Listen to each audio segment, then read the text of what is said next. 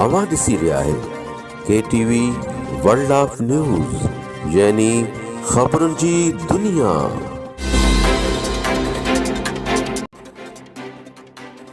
हींअर पेश आहे गढ़ी यासीन मां KTV cultural reporter Shaheen Sindhi जी रिपोर्ट। गढ़ी यासीन में Pakistan peoples party unit city Garhi Yasin पारां सिंध असेंबलीअ जे स्पीकर आगा सिराज खान दुरानी जे कोआर्डिनेटर इरफान अली अब्बासी जी सालगिरह जो केक काटियो वियो, जंहिंमें शहर गढ़ी यासीन जे अॻुवाणनि ऐं कारकुननि शिरकत करे इरफान अली अब्बासी खे जनम ॾींहं जूं मुबारकूं ॾिनियूं।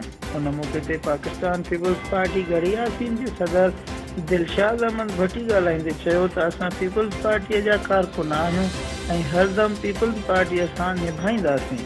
ऐं आगा सिराज खान दुरानी अॻुवाणी बिलावल भुट्टो जा हथ मज़बूत कंदासीं। उन मौक़े ते सैयद आशिक शाह, मोहम्मद ताहिर पवर, गुलाम मुस्तफ़ा मुर्दो ऐं ॿिया पिणु मौजूदु।